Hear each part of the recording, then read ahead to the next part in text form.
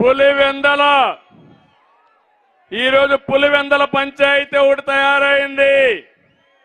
మీ అందరికీ ఒక్కసారి గుర్తుపెట్టుకోండి, గుర్తు తెచ్చుకోండి. రాజశేఖర్ రెడ్డి గారు ముఖ్యమంత్రిగా ఉంటే అడ్డంగా దోచేసిన వ్యక్తి జగన్మోహన్ రెడ్డి. ఆయన చనిపోయాడు, మొత్తం అవినీతి బయట వచ్చింది. సిబిఐ 42,000 కోట్ల రూపాయల అవినీతి జరిగిందని చెప్పారు. ఆ సమయంలో తప్పించుకోవడానికి కేసుల నుంచి చనిపోయిన తండ్రి పైన కేసు పెట్టుకోండి, నాకు సంబంధం లేదని ఎఫ్ఐఆర్ వేసుకోమని చెప్పిన వ్యక్తి ఈ జగన్మోహన్ రెడ్డి. అవునా కాదా అని మిమ్మల్ని అడుగుతున్నా. అంతేకాదు ఈరోజు మీరు చూస్తే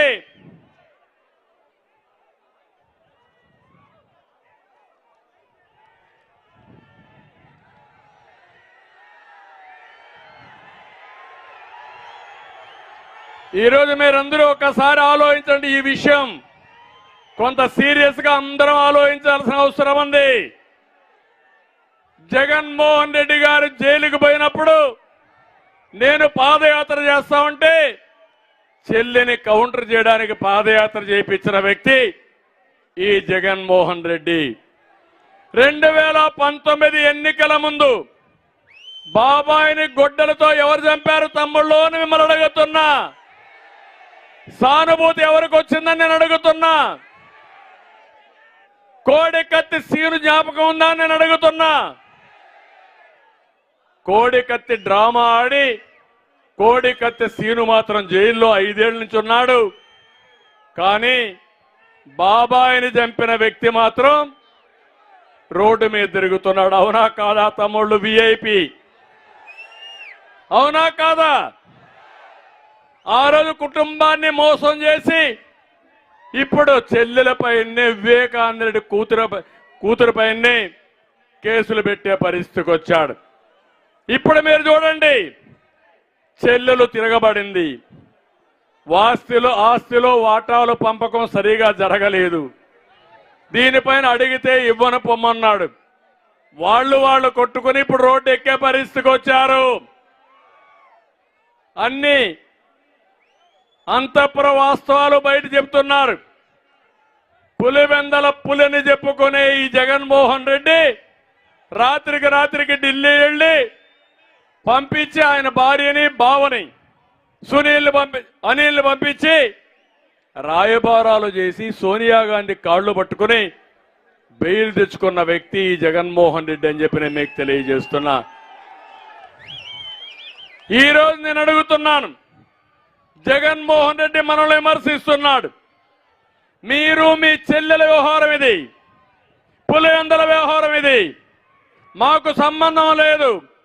ఆ రోజు పాదయాత్ర చేయమని మేము చెప్పలేదు, నువ్వే చేపించుకున్నావు. తర్వాత మీ ఇద్దరు ఆస్తులో పంపకం వద్దని మేము చెప్పలేదు, మీరే చేసుకున్నారు. మీ బాబాయిని మీరే చంపుకున్నారు. కడాన నా మీద అపవాదు వేయాలని ప్రయత్నం చేసి విఫలమయ్యారు తప్ప మీరు ఏమీ చెయ్యలేరు. తెలుగుదేశం పార్టీ ఎంత నిక్కచ్చుగా ఉంటామంటే ఎక్కడా ఒక చిన్న తప్పు చేయని పార్టీ తెలుగుదేశం పార్టీ అని చెప్పి కూడా నేను మీకు తెలియజేస్తున్నా. అలాంటిది వీళ్ళ ఆస్తి గొడవలు, కుటుంబ వ్యవహారం రాష్ట్ర వ్యవహారంగా చిత్రీకరించే పరిస్థితి వచ్చారు. నేను ఒకటే మీ అందరికీ హామీ ఇస్తున్నా, నా ఆశయం తెలుగు జాతి ప్రపంచంలో నెంబర్ 1గా ఉండాలని. ఎన్టీఆర్ ఆ రోజు ఆశయం పేదరికం లేని సమాజం చూడాలనేది. ఈ 2 ఆశయాల కోసం నా జీవితాన్ని అంకితం చేస్తా, రాగద్వేషాలకు అతీతంగా పనిచేస్తా. నా శరీరంలో చివరి రక్తపు బొట్టున్నంత వరకు మీకోసమే పనిచేస్తా.